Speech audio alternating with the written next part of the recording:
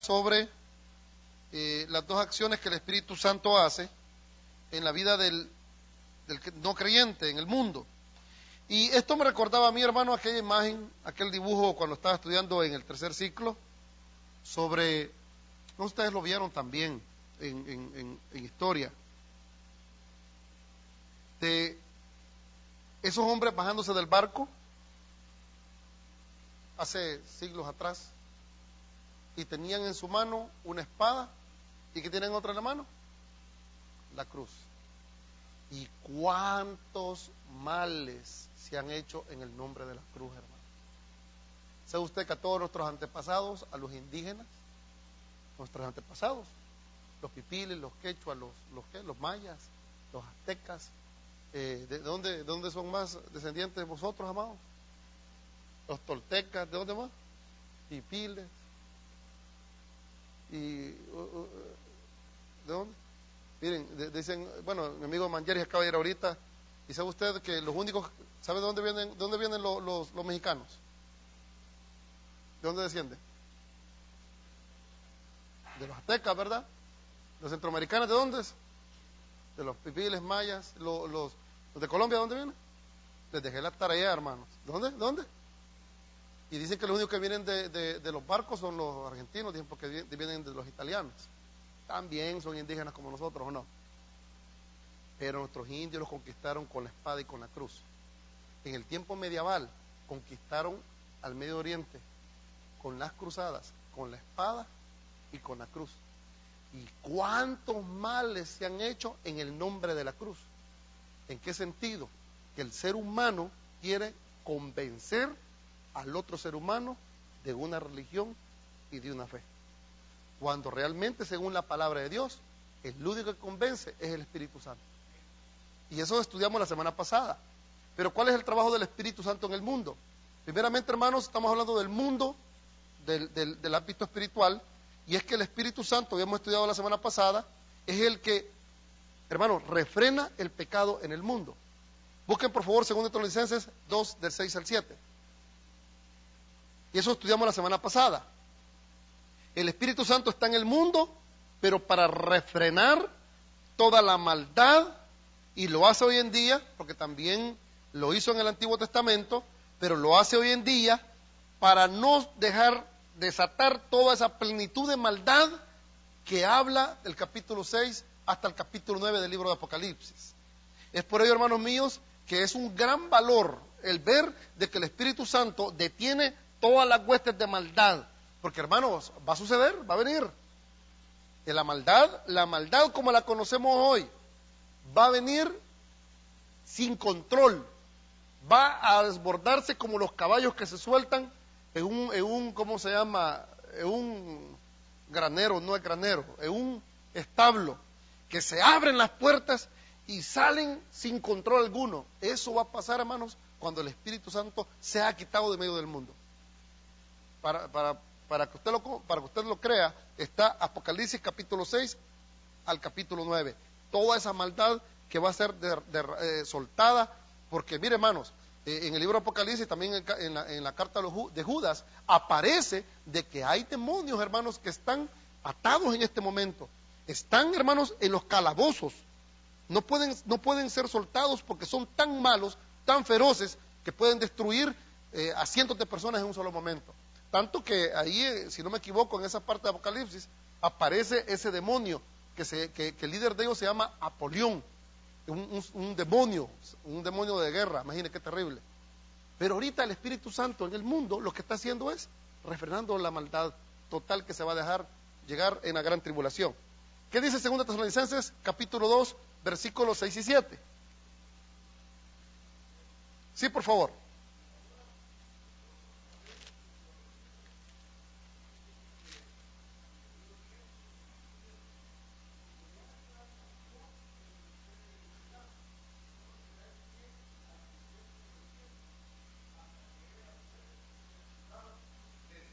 ¿Lo detiene la iglesia? Nosotros no podemos detenerlo. Lo detiene el Espíritu Santo que está en la iglesia. Cuando la iglesia sea arrebatada, porque nosotros vamos a ir con Cristo, hermanos. Dice la Escritura que un abrir y cerrar de ojos, al finalizar la trompeta, Los muertos en Cristo resucitarán primero. Luego nosotros, los que hayamos quedado, seremos, ¿qué dice la Escritura? Arrebatados. Es como la garra del tigre. ¿Usted ha visto un tigre cuando arrebata una presa? En cámara lenta, hermanos, no se puede ver con el ojo humano así nomás. Es como un arpazo. ¡Sa! Así nosotros vamos a ser arrebatados. Es un abrir y cerrar de ojos, a la final trompeta, los muertos en Cristo resucitarán primero. Luego nosotros, dice, los que hayamos quedado, ¿seremos qué? Arrebatados. La palabra rapto no aparece en la Biblia, aparece la palabra arrebatamiento. En pocas palabras, hermanos, si Cristo viniera en este momento, usted y mi persona, si es nacido de nuevo, ¿es un abrir y cerrar de ojos? ¿Quién se va a quedar para apagar las luces y cerrar la puerta? Nadie, esa es mi esperanza. Pero mire, hermanos, es un abrir y cerrar de ojos. Yo creo firmemente, hermanos, que eso va a venir porque la Escritura lo dice. Y después nosotros vamos a estar, dice la Escritura, eternamente allá con el Señor. Vamos a ser transformados. Ahora, el Espíritu Santo refrena el pecado en el mundo. No, como vuelvo a repetirle, lo que vemos hoy no es nada a lo que va a suceder cuando la iglesia ya no esté, porque el Señor fue quitado en medio del mundo. ¿Para qué sirve el Espíritu Santo? El Espíritu Santo atrae al pecador. Hoy me contaron que fueron a evangelizar. Y gloria a Dios por ello, hermanos. Dicen que una persona dio profesión de fe. Ahora, ¿esa persona es convertida? Hablen, no tengan temor alguno. ¿Es convertida? ¿Por qué no? Hizo una profesión de fe, pero convertida. Ahí viene lo que tenemos que estudiar hoy. Mire, hermanos míos, yo estaba escuchando la predicación del pastor David Wilcher y él decía de que él pasó años estudiando y estudiando sobre cómo método de evangelismo. Él es misionero, habla perfecto español, y en una predicación en esa aplicación Sermón Audio que puede bajar en su teléfono, tienen 9,000 sermones, ahí usted puede darse gusto escuchando. Y cuando estaba escuchando el sermón de él puso un ejemplo bien bonito. Él decía que antes, cuando él lo invitaban a predicar en una campaña, él salía triste porque nadie se ponía de pie. Y él trataba de que cuando él se evangelizaba persona a persona, él obligaba a las personas. Pero hermanos, estaba él, dice él, y tiene toda la razón hoy, que estaba completamente equivocado. ¿Sabe por qué? Porque el Espíritu Santo es, escúcheme bien, el que atrae al pecador. No nuestras palabras, no nuestras actividades. ¿Tenemos que salir a evangelizar? Sí. ¿Tenemos que dar testimonio? Sí. ¿Podemos hacer actividades para atraer personas? Sí. Atraerlas, pero no para convencerlas. El hombre sin el Espíritu Santo no va a comprender ni va a entender las cosas espirituales. Eso lo vimos la semana pasada. Busque por favor 1 Corintios capítulo 2, versículo 14. Esta persona no tiene la capacidad. Nosotros podemos tener un evento en el parque, tener bastantes hot dogs, tener bastantes bebidas, jugar fútbol con ellos, pero ellos, cuando sea el momento de orar, cuando sea el momento de compartir la palabra de Dios, no lo van a comprender. Yo me recuerdo que hace unos años atrás, un pastor que ya no está aquí en la zona, él se fue, un americano, se fue para otro país de misionero, y ojalá que haya aprendido la lección. Me decía a mí, Pastor Raúl, me han contado que vos vas a iniciar una obra, quiero que me digas qué es lo que vas a hacer. Bueno, le digo, lo que voy a hacer es lo que tengo que hacer, predicar, evangelizar, discipular. Mira, yo encontré una nueva técnica, pues, ¿cuál es? Voy con la banda de la iglesia al 7-Eleven y le digo a cada una de las personas, te doy $10 si me acompañas al servicio de la mañana. Se le llenaba la iglesia, hermano. ¿Quién fuera por $10? Solo para escuchar un tiempo, yo fuera, ¿o no? Y después le daba comida y todo eso. Y yo le dije, brother, pero es que así no se trabaja. Así no se trabaja. Tú le puedes dar $10 a una persona, se puede sentar, sí, pero no puede entender las cosas si no es nacido de nuevo. Otro personaje, en una conferencia decía el individuo, este individuo, yo no creo que haya sido pastor, creo que lo invitaron ahí, dice el que era pastor, y decía, de ahora en adelante, cada familia que me traiga otra familia, le vamos a dar $100 de recompensa. ¿Funciona así, hermanos? Nosotros sí funciona. ¿Tiene quien diga que no? Ofrécale $100 a cada familia para que venga. ¿Vendría o no vendría? ¿Usted llegaría, hermano? No llegaría. 50-50, sí, va, Giovanni.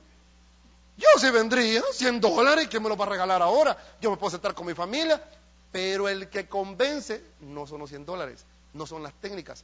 Y miren, hermanos míos, el que atrae al pecador, al que atrae al individuo, es el Espíritu Santo. ¿Por qué razón? Porque el inconverso no puede entender las cosas espirituales. El inconverso para él son locura. ¿Qué dice la Escritura en 1 Corintios capítulo 2, versículo 14? ¿Ya lo tienen? 1 Corintios capítulo 2, versículo 14. Vamos a ver, hermano, léalo por favor, hermano Ricky.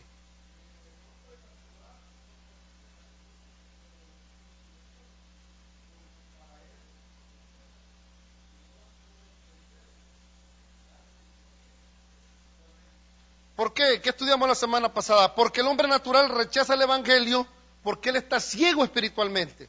Él la va a rechazar, él no lo va a aceptar porque para él son locura. Es una cuestión de la naturaleza misma del pecador. ¿Y por qué? Porque está ciego. Mire lo que dice 2 de Corintios, capítulo 4, versículos 3 y 4. Mire lo que dice la Escritura. Es por eso que si usted ha invitado tanto tiempo a su amigo del trabajo y no ha querido venir a la iglesia, no se enoje con él, hombre, es que no lo va a entender. El único que puede convencerlo, atraerlo y que le toque su corazón para que le entregue su vida a Cristo Jesús y reconozca la obra de Cristo, es el Espíritu Santo. ¿Qué dice 2 Corintios capítulo 4, versículos 3 y 4?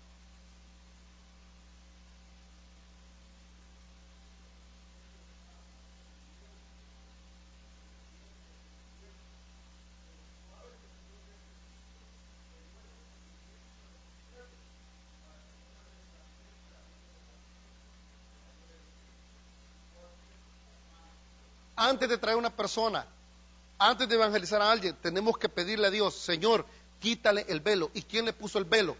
El que le puso el velo es ¿quién? Satanás, el Dios de este mundo. Ha cegado a todas las personas. Los ha cegado. ¿Qué es lo que dicen cuando uno los invita a la iglesia? Mira, te invitamos a la iglesia. No, es que ahí en la iglesia solo los pastores son ladrones. Es lo primero que dicen, ¿o no? ¿Y quién me ha garantizado que en todas las iglesias los pastores somos ladrones? Ah, no, yo no voy a la iglesia, me decía un amigo, porque al entrar a la iglesia va a agarrar fuego la iglesia. Otro me decía, yo no voy a la iglesia porque a mí se me quedan viendo mal las hermanas, con ojos de crítica y murmuración. ¿Sabe qué? El Dios de este siglo los ha cegado. Y hoy hemos llegado a un punto en el cual dicen, ¿para qué voy a ir a la iglesia? No, hombre, si en la casa ahí está Dios. ¿Qué sucede? Están cegados. El inconverso no entiende las cosas espirituales. Miren, hermanos, ¿cómo es posible? Y lo vemos en el libro de Hechos. ¿Cómo es posible que a los apóstoles miraban que ellos sanaban a las personas? Eso me recuerda en el libro de Hechos, cuando Pedro y Juan iban caminando y vieron a un hombre que estaba ahí sentado, que no se podía levantar. Y se les acercó Pedro y Juan, creo, sí, Pedro y Juan, y le pide dinero, le dice, oro y plata no tengo, pero lo que tengo te doy en el nombre del Señor Jesucristo, levántate. Y dice la Escritura que sus pies, ¿qué dice? Se enderezaron. ¿Fue Pedro y Juan? ¿Ah? Fue el Señor. Pero ¿cómo es posible que viendo ellos que los discípulos hacían milagros y maravillas, no lo entendían, hermanos? Sino que los perseguían, los buscaban. Hermanos, el evangelio que nosotros predicamos es un evangelio de amor. ¿Qué es lo que nos enseñó el Señor Jesucristo? ¿Saben lo que nos enseñó el Señor Jesucristo? ¿Qué nos enseñó el Señor Jesucristo? Amar al enemigo. ¿O no es así? ¿Qué nos enseñó el Señor Jesucristo? Encomendarnos a Él en cada momento. ¿Qué nos enseñó el Señor Jesucristo? Poner los ojos arriba. ¿Qué nos enseñó el Señor Jesucristo? Si usted lee el capítulo 5 del Evangelio según San Mateo, con referente a las bienaventuranzas, nos damos cuenta, y desde el 5, 6 y 7 del Evangelio según San Mateo, cómo vivir en esta tierra, cómo desenvolvernos en esta tierra. Y cuando nosotros venimos y predicamos la palabra, para la gente es locura. Para la gente es locura decirle a nuestros hijos, sométanse a sus padres. Para la gente es locura el decir que nosotros como iglesia no creemos en el divorcio. Para nosotros, los cristianos, es normal que una persona nos deje un consejo y le diga, siga perseverando en la obra de Dios. Para el inconverso es locura. Para el inconverso es locura encomendarnos al Señor. Están cegados. Y el Espíritu Santo, hermanos míos, Es el único que puede atraerlos. ¿Por qué? Porque ellos están ciegos espiritualmente. Hablando sobre este pastor predicaba, y estando en una campaña en Alaska, él contaba en su predicación que se acercó un hombre y se sentó, así como usted está sentado. Se sentó atrás en una silla. Y dice que él, mientras que estaba predicando, él se le quedó viendo a este hombre. Lo observó, terminó de predicar, hizo el llamado. El hombre se quedó sentado. Dice él que él tenía que viajar de regreso para el estado donde él estaba. Se acerca al hombre y le dice: yo te veo triste, yo te veo muy triste, te veo muy preocupado. Y el hombre le dice: ¿sabe qué, señor predicador? Le dice: sí, estoy bien triste y preocupado. Acabo de venir del doctor y el doctor me ha dado 3 meses de vida. Aquí está, me voy a morir. Yo no lo sabía. Y dice que en ese momento él sintió mucha compasión por él, un hombre hispano. Este americano se sintió bien compadecido de él y le empezó a decir: si tú sabes que te vas a morir, ¿qué haces aquí en la iglesia? Tengo la necesidad de buscar de Dios, pero no sé cómo. Y ahí donde este pastor David Wilcher empezó a pensar y empezó a decirle en su mente, ¿verdad? ¿Qué hago? Les presento las 4 leyes espirituales. ¿Cuáles son las 4 leyes espirituales? Alguien que me las dé, por favor. Aquí las enseñé yo. ¿Cuáles son las 4 leyes espirituales en el evangelismo? Vamos, Ricky, una. ¿Cuál es el segundo, Jefferson? ¿Cuál es la tercera, Giovanni? No me acuerdo. ¿Cuál es? La provisión en la cruz de la cruz. ¿Y cuál es la última, hermano? La decisión, o sea, el responder a esa decisión. Y él se puso a pensar y dijo: yo le presento las 4 leyes espirituales a este hombre. Y dice que en ese momento el Señor lo tocó y le dijo: deja que el Espíritu Santo vaya trabajando en su vida. Canceló su vuelo, se puso a hablar con él durante toda esa noche, se quedó toda la semana hablando con él, le empezó a enseñar conforme a la Escritura cómo Dios había creado el universo, cómo el hombre se había apartado, y mientras que él iba avanzando se fue a la obra de Cristo en la cruz, qué fue lo que Cristo hizo con la muerte, la resurrección. Y ese hombre, sin que le dijeran un plan de salvación, él mismo dijo: Pastor David, le voy a hacer una pregunta. ¿Sí, hermano? Le dice: ya no siga más, yo ya sé para dónde voy a ir. ¿Ya se va para su casa? No, me voy con el Señor. Él murió, resucitó por mí y ahora lo tengo en mi corazón. ¿Qué ocupó él ahí? ¿Una estrategia? No. El Espíritu Santo lo convence. Y esa es la parte importante, hermanos míos. El que convence al pecador no es las palabras retóricas o bien expuestas de un predicador. El que convence del pecado es el Espíritu Santo. Qué bonito y qué lindo es aquellos que salen a evangelizar. Pero qué bonito va a ser para sus vidas, hermanos, que evangelizadores, que sus palabras no tienen ninguna base, sino que el Espíritu Santo es el que convence al pecador. La Biblia lo dice. Busque por favor Juan capítulo 16, versículo 9. Juan capítulo 16, versículo 16, 7 al 9. Bueno, pues ¿cuál es mi tarea? Bueno, tu tarea es dar buen testimonio. Bueno, pues ¿cuál es mi tarea?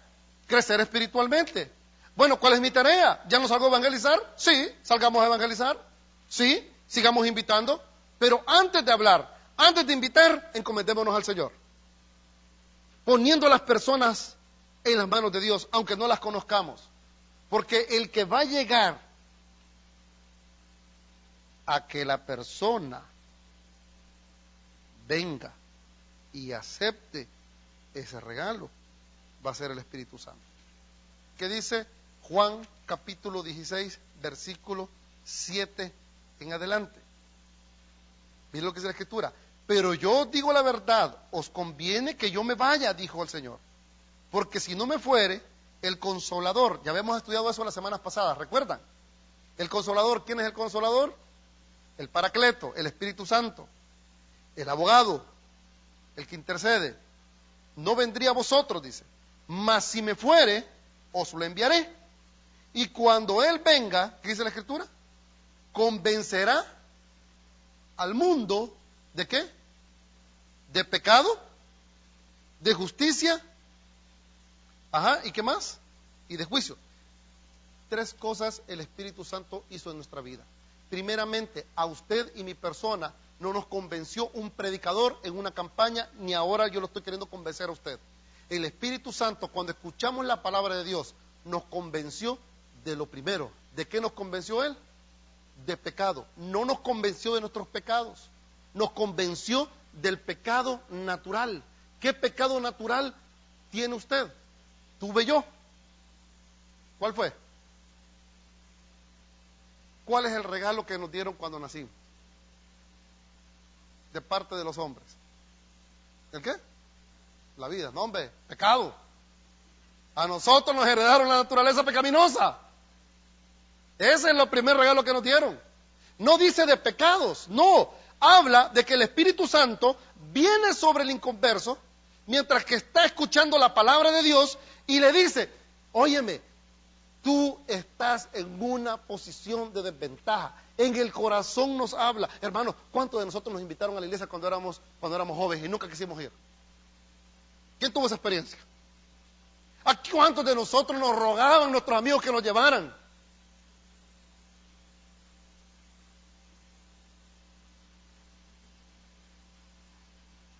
Gracias. Lo bueno que era la Biblia, no era la canción de la chanchona de Arcadia. Hermanos, ¿quién fue el que nos convenció? Que estábamos sentados en ese lugar y nos tocó y reconocimos que éramos completamente pecadores? No fueron las palabras de un predicador, no, fue el Espíritu Santo que nos tocó y nos hizo ver nuestra posición. Porque yo le quiero decir algo, hermano y hermana. Todos nosotros nos habíamos perdido a una. ¿Dónde está ese versículo el cual dice que no hay justo ni aún uno? ¿Dónde lo dice? ¿Qué dice, hermano? Léalo por favor. Romanos 3:10, léalo por favor. El Espíritu Santo no convence a la persona porque es borracha. El Espíritu Santo no va a convencer a la muchacha porque es fornicaria o porque el hombre es adúltero. El Espíritu Santo no lo va a convencer porque es gambling, que le gusta apostar, o pornográfico o asesino.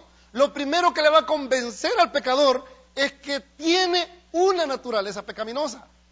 Y la naturaleza pecaminosa es que nosotros estamos apartados completamente de Dios. ¿Saben qué? Lo que condena a los hombres, lo que condena a las personas, es el rechazar ese llamado que el Espíritu Santo nos hace. Es por eso, hermanos míos, que yo sugeriría que nuestra iglesia, sugeriría a los hermanos ujieres, hermanos los diáconos, a la diaconisa, a todos los hermanos jóvenes, a todos los hermanos que estamos aquí, que nosotros a la hora del servicio, yo sugiero, deberíamos de tener un ministerio de intercesión a la hora de la predicación. ¿Para qué?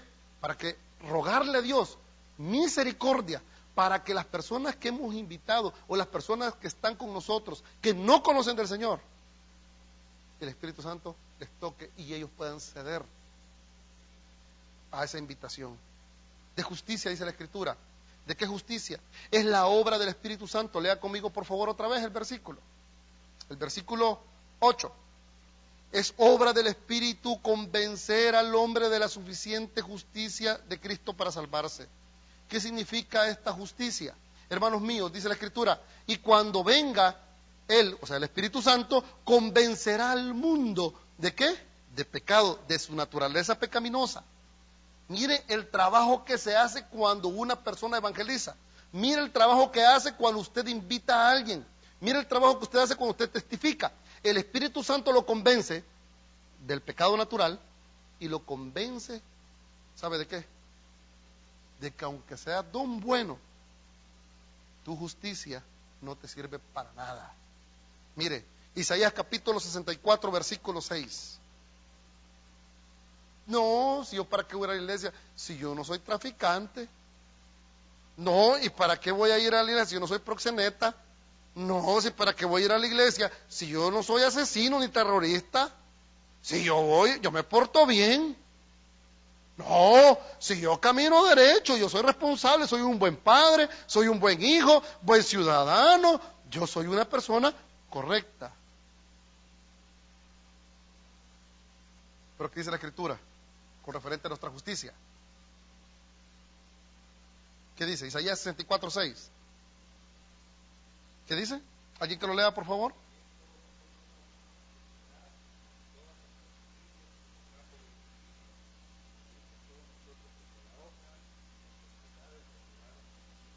Nuestras obras son como trapo de inmundicia. Hermanos míos, pónganme atención en esta explicación de trapo de inmundicia. Mire, como una hoja que cae, dice. ¿Para qué sirve la hoja? Yo estaba viendo ahí por la casa, mientras que estaba esperando a Mía para coger la escuela, yo miraba que había una gran montaña de hojas. ¿Y para qué sirven las hojas en el piso, hermano? Qué bonito. Ahí están las hojas, qué bonito. ¿Para qué sirven? Va, tengo una pregunta. ¿Para qué sirven las hojas pegadas en los árboles? ¿Cómo se llama ese proceso que ocupa las plantas para poder... Fotosíntesis. Gracias, hermana Susan. ¿Y la fotosíntesis para qué sirve, hermana Susan?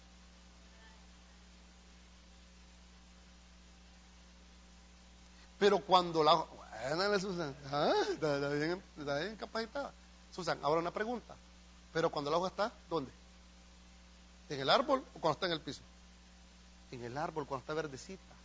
Cuando se pone ya pálida. A todos les gusta. Ay, qué bonito el otoño. Las hojas se ponen amarillas, rojas. No, hermanos, pobrecitas, están muertas. El otoño es igual a muerte. ¿No se ha dado cuenta de eso? Están muriendo. Están muriéndose. Claro, para nuestra vista están bonitas, pero para por el árbol está diciendo, se están muriendo mis hojas. Se está acabando el oxígeno. Ahora, ¿qué sucede? Cae la hoja y se muere. Dice que así es nuestras obras. Pero ahí dicen Isaías, ¿cuál era? 61:4. Sí. C4, que nuestras obras son como trapo de inmundicia. ¿Sabe que hay dos interpretaciones con referente al trapo de inmundicia? La primera interpretación que dicen algunos de costumbre de geografía bíblica es que el trapo de inmundicia servía a la entrada de las ciudades o de los pueblos. Usted sabe que en el tiempo bíblico no había carro, había dos medios de transporte. El Dodge, o sea, los pies, Dodge patas decíamos en mi país, y dos, el carruaje o el caballo. Así que como la gente caminaba grandes distancias, se reventaba los pies, hermanos, y servía. Así que cuando llegaban a un lugar, ¿para qué agarraban ese trapo que estaba ahí colgado? ¿Para qué? Para limpiarse. Otro trapo de inmundicia que dicen algunos es como cuando una persona está llagada y se agarra ese trapo y ¿qué sucede? Se limpian las llagas, la pus, la suciedad. La pus es lo peor que puede excretar el ser humano. Es todo aquello que no sirve. En los hospitales, si usted ha estado internado o ha estado en un hospital, o los que trabajan en el hospital, ¿saben ustedes que cuando una persona lo están limpiando y todo eso, qué hacen con esos trapos? Los agarran y que los ponen en un lugar separado. Eso está diciendo de la obra del ser humano. Las obras nuestras son igual que un trapo de un hospital. Su amiga, su amigo del trabajo, aquella persona que se ve que es un buen ciudadano, aquella persona que se ve que es una persona muy correcta, por más que firme cheques para ayudarle a niños, por más que ayude a rescatar animales, porque sabe usted que hoy han agarrado la fila de rescatar a los perros callejeros. ¿Se ha dado cuenta de eso? Hay gente que viene y se rescata a los callejeros. Decían de un individuo allá en mi país que rescató como a 20 perros. Él vivió en Pachuca, México. Y cuando regresó a El Salvador, se dedicó porque vio a los pobres animalitos. Y toda la gente, ¡ay, qué bonito! Mire cómo ayuda a los animalitos. Agarró todos los animalitos, todos yotosos y todos piojosos, y les hizo un albergue para que ellos vivieran, ¿dónde? Con él. ¿Es buena obra? Claro. Ay, hermanos, ¿qué pensar de aquellas personas que ahora en Navidad van a repartir comida y ayudan y contribuyen a los necesitados, a los homeless? ¿Hacen buenas obras? ¿Ah? Los veo bien motivados, bien activos este día, me inspiran. ¿Se ve bonito o no se ve bonito? Ay, Y ahí vemos a los hombres disfrazados de Santa Claus en medio del frío, clink, clink, clink, clink, clink, y pidiendo dinero para los niños pobres. Se ve bonito. Son buenas obras. Hermanos, una de las personas que yo siempre admiré, no por la fe que compartíamos, sino que por su entrega y su obra a los necesitados, era la Madre Teresa de Calcuta. ¿Quién se acuerda de ella? La mujer hindú que se dedicó a cuidar, hermanos, a leprosos y a personas con SIDA terminal. Esa mujer, hermanos, increíble, esa mujer. Una vez sentaron a Madre Teresa de Calcuta y sentaron a la par a la princesa Diana, porque Diana las estaba visitando en los años 90. Las dos ya murieron. Y la princesa Diana era una mujer elegante, ¿sí o no? ¿Quién se acuerda de ella? Los que no se acuerdan, busquen Wikipedia y ahí lo van a encontrar. Pero los que sí nos acordamos, ¿se acuerdan ustedes? Elegantísima, una mujer, pero no, hermano, una mujer correctísima. No era tan bella, pero sí era una mujer elegantísima y correcta. Y estaba la Madre Teresa de Calcuta. Decían unos, viendo la elegancia, y la otra, viendo la humildad. La Madre Teresa de Calcuta, cómo ayudó a los pobres, cómo ayudó, ay hermano, la historia, quizás en su colonia o en su barrio, en su país, o quizás donde usted está, conoce a gente que está buena, ¿o no? Que siempre le ayudan, que siempre está pendiente, colabora, ayuda. Hermanos, tan buena gente que son, que eso no les ayuda para alcanzar la gloria del Señor. ¿Escuchó lo que le dije? Porque nuestra justicia, nuestra propia justicia, es como un trapo de inmundicia. Sin la sangre de Cristo, muchos santos, entre comillas, buenos, santos sí, como santos que presentamos así, o vemos así en las iglesias, van a estar condenándose. Eso es lo que hace el Espíritu Santo. ¿Qué hace el Espíritu Santo? Llegar donde el pecador y le dice, tú eres pecador de naturaleza, eres pecador de tu justicia no te alcanza para poder llegar a Dios, tus obras son como un trapo de inmundicia. Y dice la Escritura en Juan, y de juicio, al convencer al pecador que todo nuestro juicio, y este es algo para usted y para mí, ahora que estamos en Cristo, el Señor a nosotros nos convenció de que necesitábamos restauración por nuestro pecado natural, que necesitábamos nosotros reconocer que nuestras obras no nos alcanzaban, pero también reconocer que el juicio de nuestro pecado ya fue puesto en la cruz de Calvario. Busque por favor Romanos capítulo 8, versículo 1. Yo me siento bien inspirado, ustedes quizás con sueño, pero yo me siento bien contento, hermano. ¿Sabe por qué? Porque toda mi naturaleza, porque todo lo que pudo hacer mi familia, porque todo lo que quisieron hacer mis padres, porque todo lo que hicieron mis antepasados, miren, yo tengo una gran bendición. ¿Y sabe cuál es la bendición que tengo? La bendición que tengo es que yo tuve a un abuelo, el abuelo de mi abuela era pastor en El Salvador. Él se dedicaba a vender Biblias. Y mi tía Ita, que es la mayor de todos mis tíos, la mamá de mi hermana Susa, ella siempre me contaba como Machave. Y ellas decían, y nosotros mirábamos al abuelito David, a papá David, orando por las futuras generaciones. Mire qué bonito. Y a mí me llevaron de pequeñito a la iglesia, hermanos. Y a mí me dijeron, hace una oración después de mí. Y yo le dije, vaya, está bueno. Señor, se te recibe como salvador personal. Amén. Y me dieron un chocolate, vas, tenga. Y después, el domingo siguiente, el hermano Tito Campos, que vino aquí a predicar, me dijeron a mí, va Raúl, para que sirvas tenés que bautizarte. ¿Y qué es el bautismo? Ojalá ande ahí, te van a meter una ropa y ahí te van a meter agua y todo. Y me bautizaron, Pero a los 14, 15, 16, 17, 18 años, viví como un inconverso total. Sin piedad, sin temor a Dios.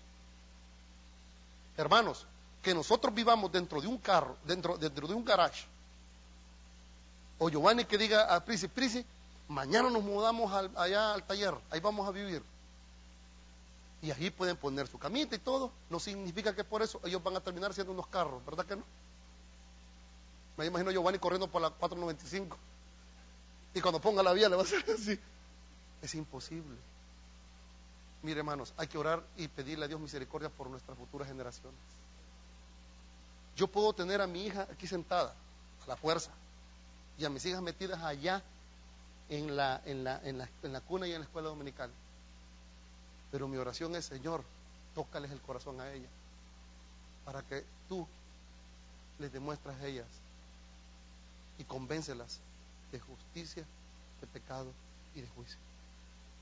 ¿Por qué fracasó la religión católica, apostólica, romana durante tantos siglos en nuestros países? Porque nos obligaban con la espada y la cruz. En la iglesia cristiana, cuando sale a evangelizar, no obliga a las personas a repetir una oración, sino que al contrario, confía al evangelista. Y esa es mi oración y esa es mi petición para con usted. Su amigo, su familiar, su esposo, su esposa, su mejor amigo, su mejor amiga. Señor, convéncelo, tócale el corazón para que Él te entregue su vida y pueda ser salvo. Romanos capítulo 8, versículo 1. ¿Qué dice, hermano, por favor?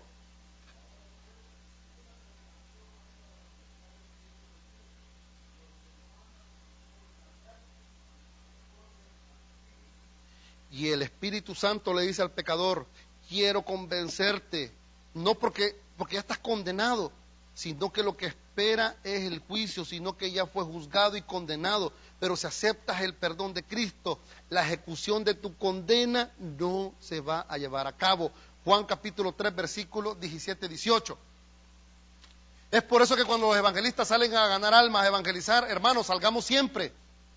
Pero si te rechazan, no rechazan tus palabras, rechazan la salvación que Dios les está dando. ¿Y a quién se ponen rebeldes ellos? ¿Y de quién se ponen ellos renuentes? No se dejan convencer por el Espíritu Santo. Yo me imagino que el Señor, como quisiera agarrarlos a todos. Y no oraba eso por Jerusalén cuando estuvo enfrente de Jerusalén.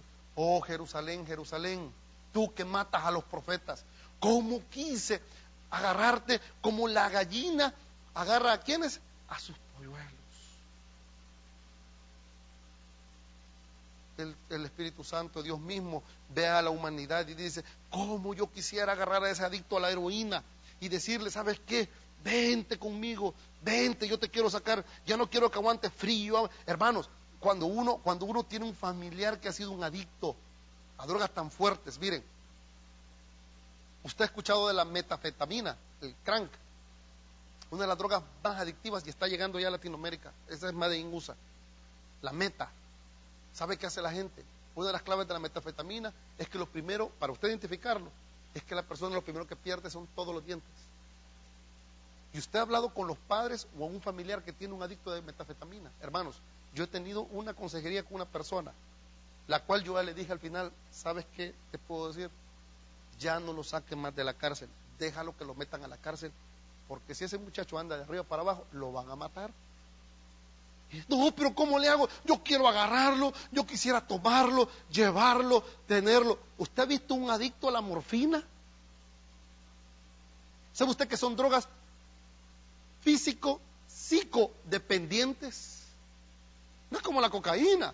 La cocaína, usted huele cocaína y al 2 días, 4 veces no quiere consumirla, ya no la consume.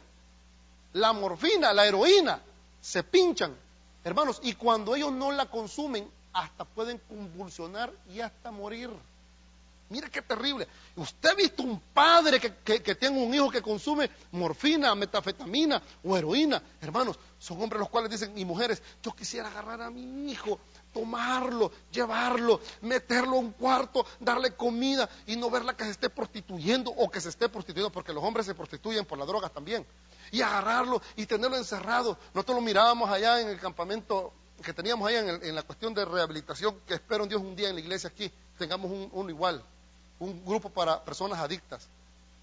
Y las personas decían: mire, hermano, si yo lo dejo bajo llave a este muchacho, lo encierro, ¿y sabe qué me hace? Se me sale por la ventana. ¿Sabe qué hace? Yo escondo todas las cosas y tiene un olfato para encontrarme las joyas.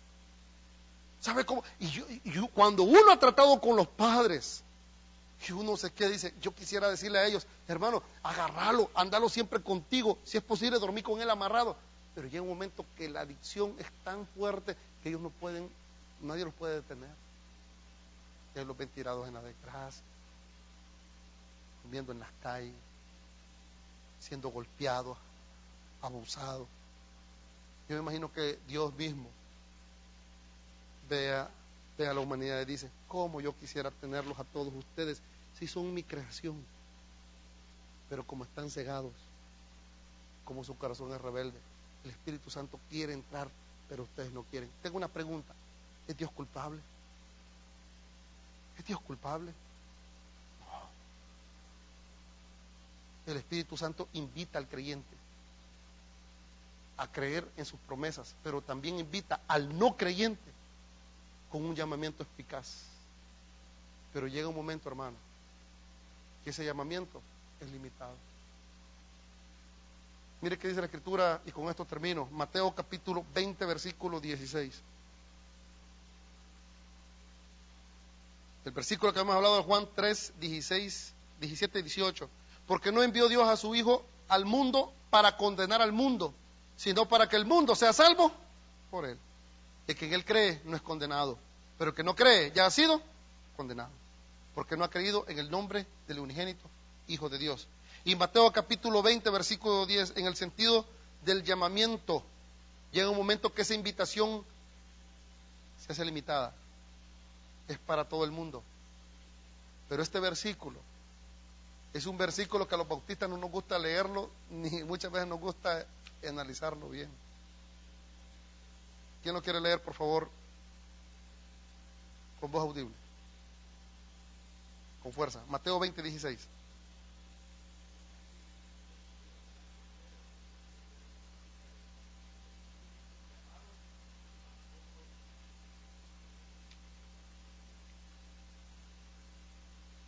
Nuestra iglesia va a recibir tantos invitados. Usted va a rogarle a tantas personas.